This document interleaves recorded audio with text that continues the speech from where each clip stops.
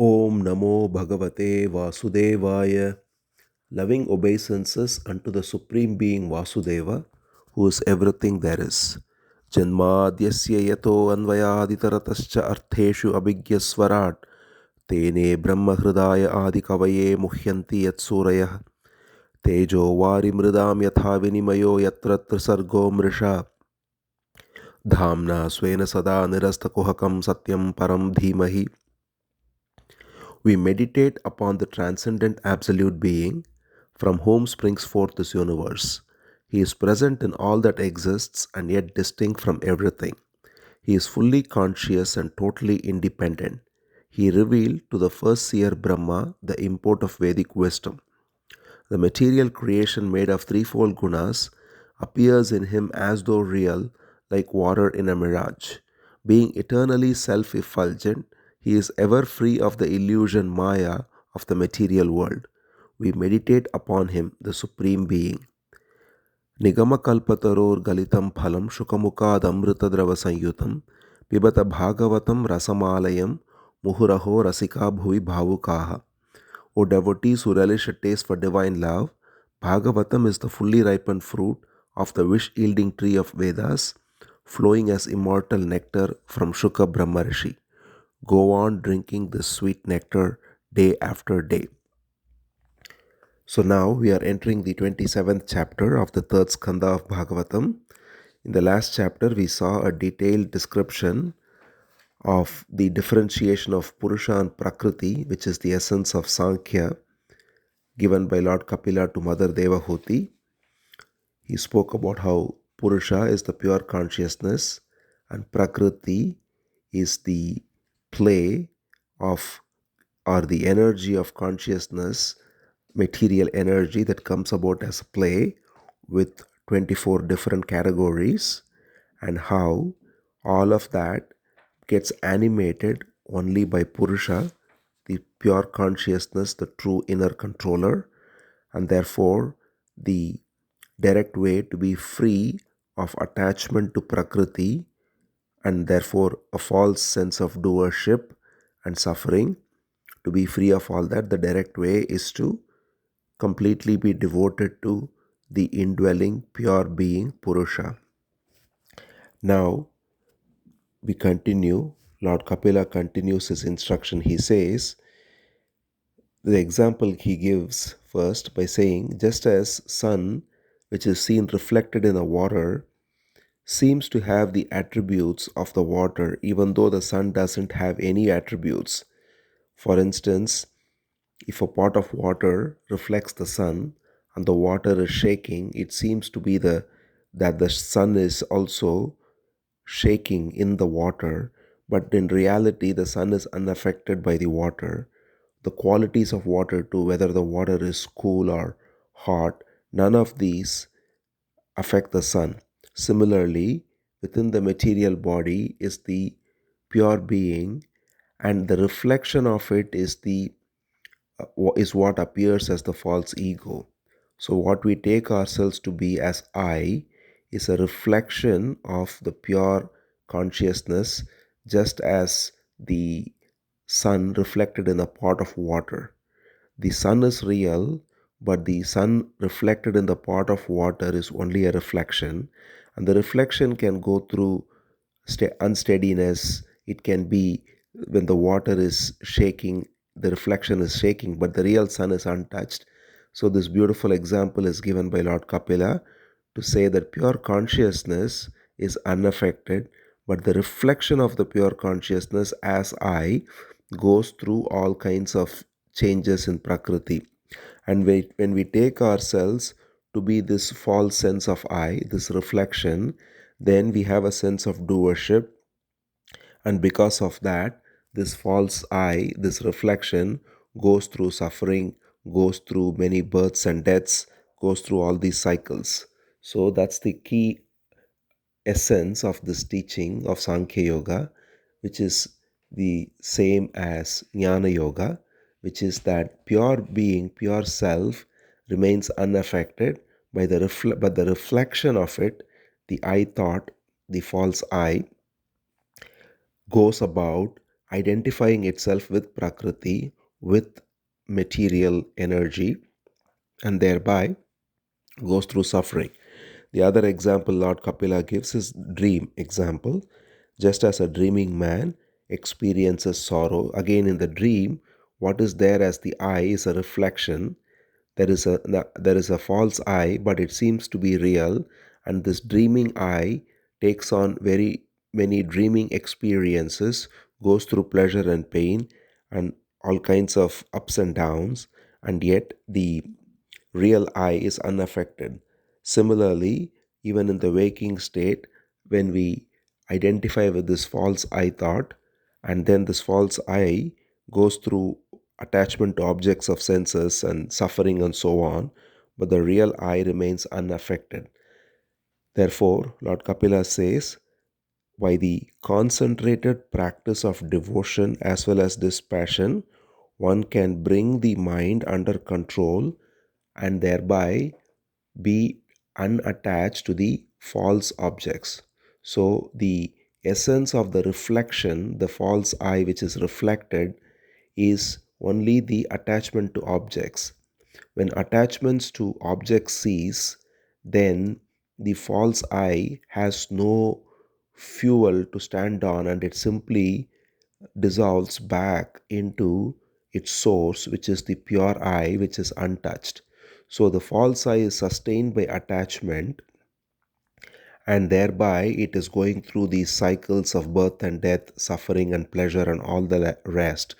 So when the false I in turn is turned towards its own source in devotion, then that devotion removes attachment to all the objects, and thereby the false I realizes its true identity and dissolves back into the pure I. So he says, Bhakti Yogena Tivrena Viraktiacha Nayed Vasham.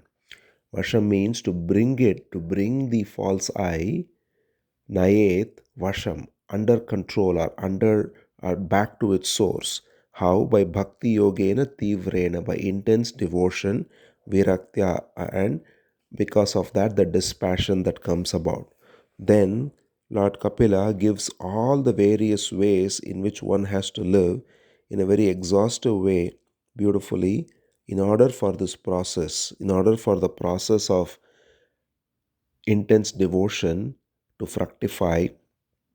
As we have already seen, the source of all this is Sadhu Sangha, association with saintly people who naturally, by talking about the various pastimes and the teachings of God, bring about. That's the direct and most pleasing way to bring about this devotion, which in turn brings about dispassion. There are so many other aspects to this way of living, and here Lord Kapila lists all of them.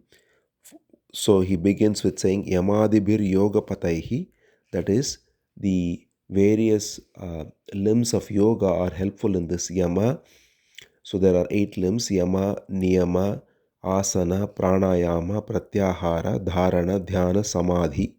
These are given by Patanjali and they are helpful in this process too. Yama and Niyama are the list of do's and don'ts, such as living a clean life, not stealing, not taking what belongs to others, living cleanly, living purely, and all the rest. And asana and pranayama are sitting in the right posture and breathing correctly.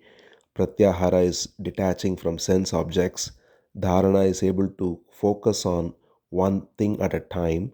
And dhyana is to be in meditation. And then samadhi is the abidance in one's own self. So this way of Yamadi, that is beginning with Yama, the 8 limbs of yoga, and then he says, by sincere listening to my stories, he says, Mat Kata Shravanena, simply listening to the stories of the Supreme Lord, the various pastimes, and thereby abiding in the truth of the Supreme Being, Mayi Bhavena Satyena, by abiding in the truth of the Supreme Being through simply listening to the stories.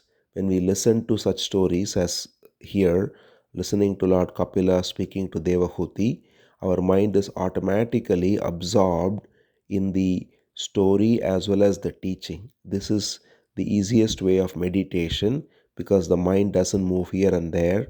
When we are listening to a nice story along with the teachings, just as what is being listened to right now when we are going through this discourse of Lord Kapila to Devahuti. So he says, Mai bhavena satyena mat katha shravanena cha. By listening to the stories of mine and thereby abiding in the self, Sarva Bhuta Samatvena, by treating everyone equally, Nirvairena, therefore with no enmity towards anyone and no attachment towards anyone either, Brahmacharyena, by continence or by celibacy, Maunena, by silence, that is, by not engaging in unnecessary speech, Swadharmena Baliyasa, by engaging in one's duty very devotedly as an offering to God, Yadrichya upalabdhena santushto, that means being completely satisfied with whatever comes, contentment with whatever comes, mit bunga, that is to by eating moderately, jnanena vivikta sharanaha, that is by living in a very simple place, in seclusion, shanto maitra karuna atmavan, that is to living peacefully, living in friendliness towards all and compassion. So here, as we see, Lord Kapila lists all the various essential aspects of spiritual living. So again, it is very important to look into every one of them, and all of these manifest through devotion. So devotion is the foundation, and sadhu sangha or association with satsanga is the foundation of the foundation itself. And with this, all these qualities come about, as he says, friendliness towards all, treating everyone as the same, celibacy, not wasting one's energy in any way, silence, engaging in one's duty in a very um, dedicated way as an offering to God, being content with whatever comes, eating moderately, living in a very simple place, being always calm and composed, full of compassion. All of these are essential, and Lord Kapila says, with all of these, one is able to be free of this false identification with the reflection I thought, and thereby engage in abiding in one's own source. So when the I thought, which if is after all just as the example we saw, just as the sun reflected in a pot of water, if we look at the reflection and from the reflection trace it back to the source, it goes to the real sun. Similarly, the very I thought which we take ourselves to be, if we look at its source, instead of being caught in where it's going, just like with the reflected sun, the reflected sun may illuminate various objects in the room, and if we take our mind towards all these objects, we lose the source. But instead, if we focus on the reflected sun, and see where the reflection is coming from, trace it back to its source, we go to the pure I. Similarly, the I thought illuminates all the various objects, and if we get lost in all these objects, then the I thought goes on with this false identification. But instead, if we just trace the I thought back to its source, then it leads us to the pure I, which is Purusha.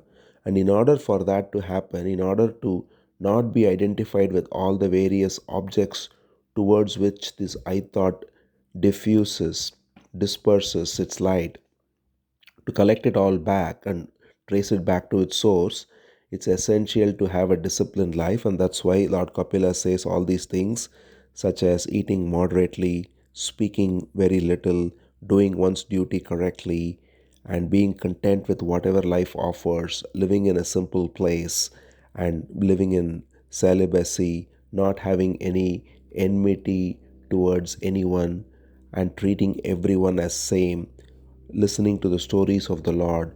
All of these he lists in order for the abidance or the tracing of the reflected I thought to its source and abidance in the source.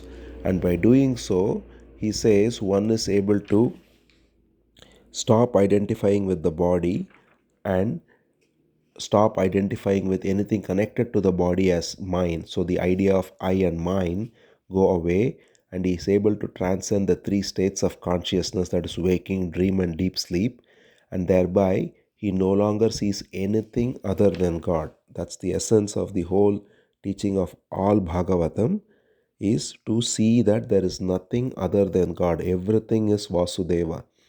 As Krishna says in the Gita, Vasudeva Sarvamiti, he says, Bahunam Janmanamante Jnanavan Mam Prapadyate Vasudeva Sarvamiti Sa Mahatmasu Durlabha. He says, after many, many births, the great wise man surrenders to me and he realizes that Vasudeva alone is. So that is the same thing that Lord Kapila says. Such a man who goes through all these disciplines with dedication and devotion, he sees nothing other than Vasudeva, other than God.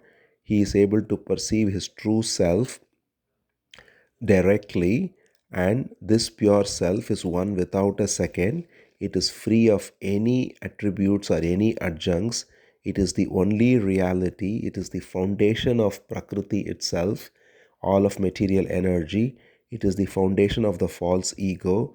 It brings forth the Mahat or the cosmic mind. It brings forth everything that we see. So this truth of our own being, pure consciousness, which is the foundation of all, which is the Supreme Lord, is seen as the only reality, only truth by this process Lord Kapila outlays. So, understanding of Sankhya Yoga, of Purusha and Prakriti, is only to disidentify from Prakriti by removing the attachment of the false I to the objects of Prakriti, and instead through devotion turn it back to Purusha.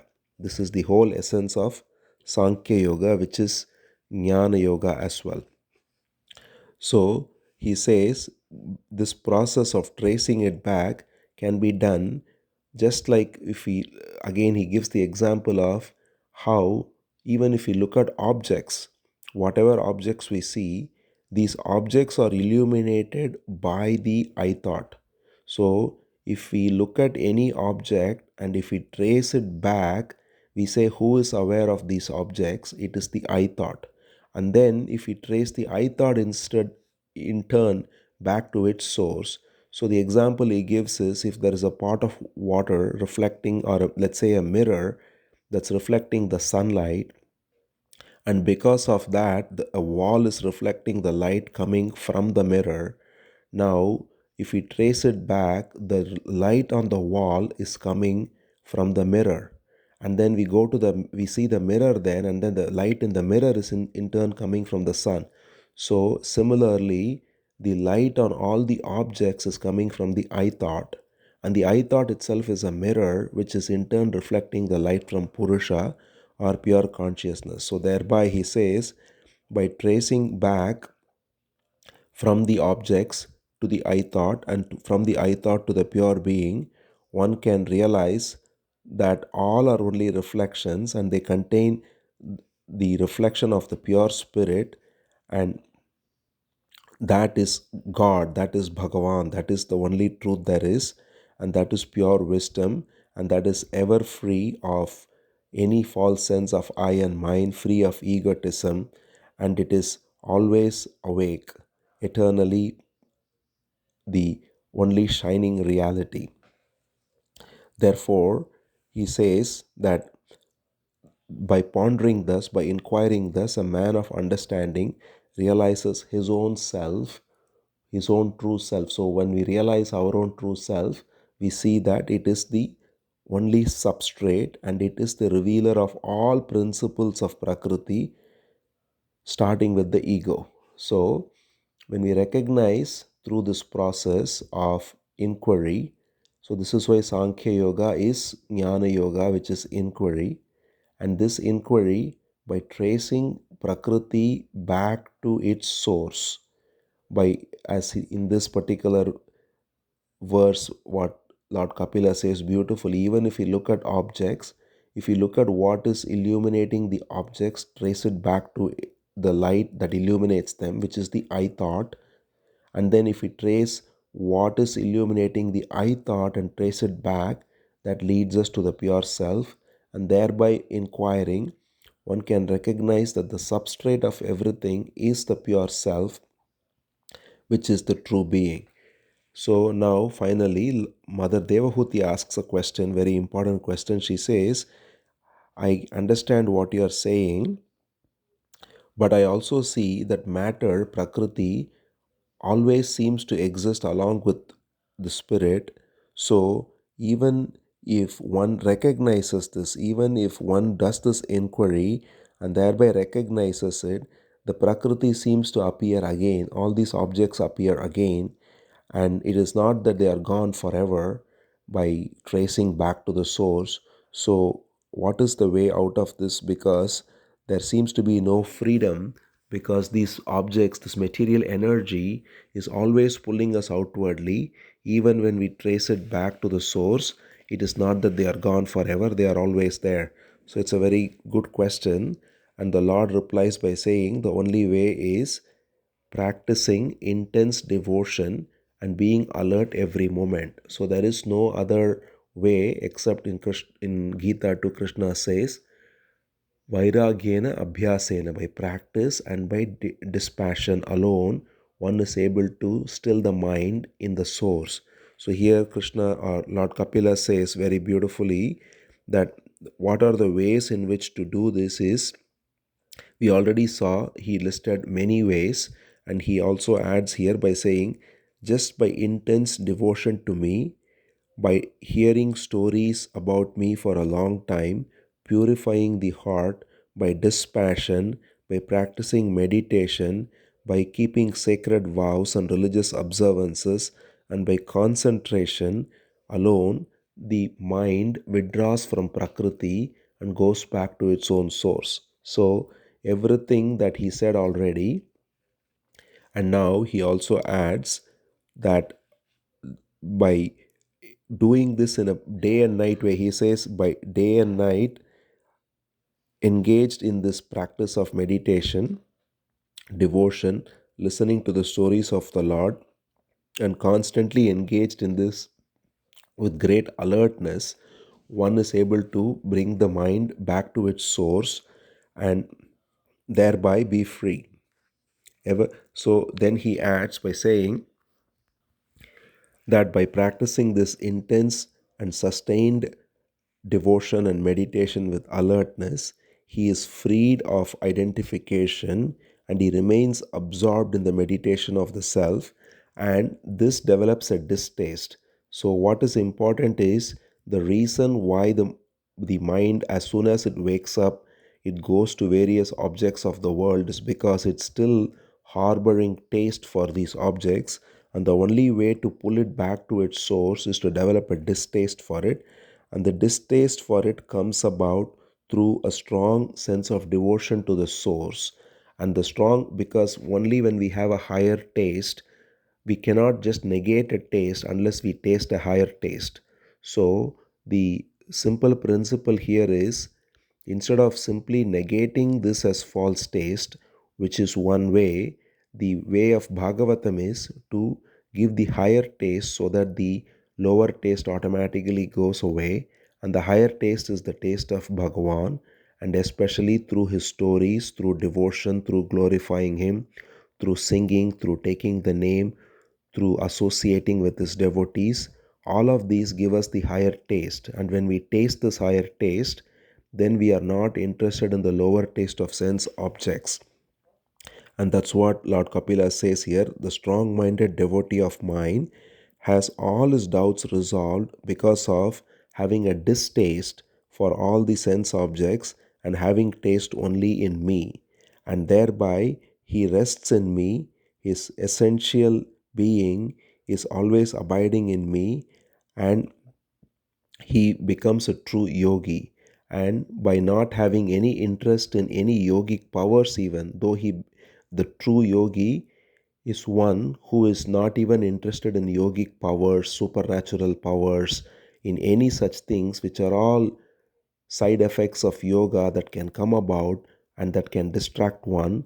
And therefore, Lord Kapila wants, by not even getting attached to any yogic powers, siddhis, the so called supernatural powers, and so on, by simply having this higher taste for me and thereby engaging in all these processes that he has outlined in this chapter beautifully, which all bring about this higher taste, and having naturally a distaste for worldly objects, he says, this devotee of mine, such a strong minded devotee, he abides in me and he is sure to attain my immortal state, which cannot be touched by death. So, this is the essence of this chapter, very beautifully, very practically laying out all the various ways in which one can use the discrimination of Purusha and Prakriti to inquire and to go back to the source, which is Purusha, and abide in the source through devotion with inquiry. Om Namo Bhagavate Vasudevaya.